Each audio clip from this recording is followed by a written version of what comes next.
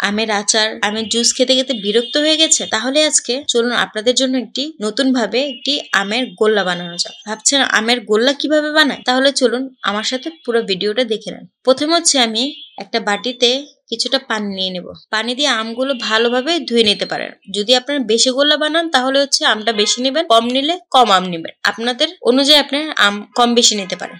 ছুরির সাহায্যে প্রথমে হচ্ছে আমের গায়ের থেকে খোসাটা ছাড়িয়ে নিই। তারপর হচ্ছে এটা গ্রেটারের সাহায্যে আমগুলো গ্রেট করে নেব ভালোভাবে। আপনারা হচ্ছে যখন গ্রেট করবে তখন হচ্ছে কোনো শক্ত বা কোনো স্টিলের উপরে রেখে গ্রেট করবেন, তা না হলে আমি কাঁচের বাটি রাখার কারণে আমার এটা হাত থেকে বারবার সরে যাচ্ছে।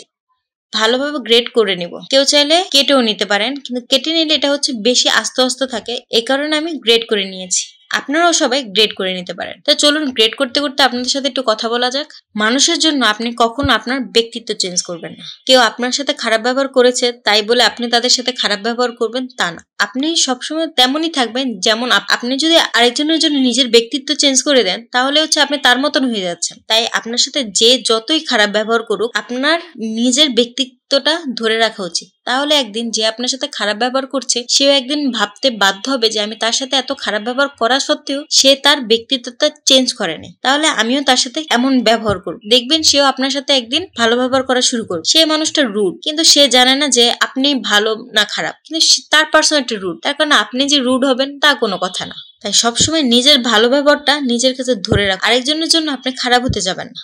তো চলুন, এর মধ্যে হচ্ছে আমাদের গ্রেড করা শেষ হয়ে গেছে। গ্রেড করা শেষ হওয়ার পর আমি হচ্ছে আমগুলো একটি প্যানের মধ্যে কিছুক্ষণ গরম করে নেব। এর মধ্যে হচ্ছে আমি 1 কাপ চিনি দিয়ে দেব। আপনারা চাইলে আপনাদের পছন্দ মতন, যদি বেশি টক খেতে চান তা কম চিনি দিবেন, যদি হচ্ছে বেশি মিষ্টি খেতে চান তাহলে বেশি মিষ্টি দিবেন।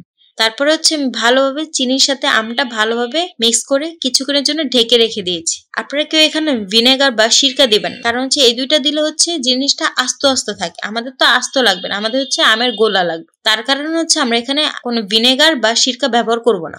সেদ্ধ হওয়ার পর আম আর চিনিটা ঢেকে রাখার পর কিছুক্ষণ পর দেখবো আমের থেকে পানি ছেড়েছে, মানে চিনির শিরাটা বের হচ্ছে। এর মধ্যে হচ্ছে আমরা বিট লবণ আর হচ্ছে চিলি ফ্লেক্স দিয়ে দেবো। ভালোভাবে যতক্ষণ হচ্ছে পানিটা না শুকাচ্ছে ততক্ষণ হচ্ছে শুকনা শুকনা করে একদম আমরা নেড়ে চেড়ে নেব।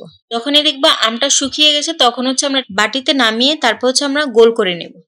গোল করে নেওয়ার পর কিছুক্ষণ রেখে দিলেও শক্ত হয়ে যাবে। যেহেতু আমারটা হচ্ছে একটু বেশি চিনি দেওয়া হয়ে গেছে যার কারণে হচ্ছে একটু নরম আছে। এটা হচ্ছে পরের দিন যদি আপনি রোদে শুকাতে দেন তাহলে হচ্ছে আপনার এটা পুরো শক্ত গোল্লার মতন হয়ে যাবে। তাহলে আপনারা হচ্ছে আমের পানিটা আরেকটু শুকিয়ে নেবেন, আর চাইলে পরের দিন হচ্ছে রোদে শুকালে আপনাদের আমের গোল্লাটা একদম গোল গোল পারফেক্ট হবে। ধন্যবাদ।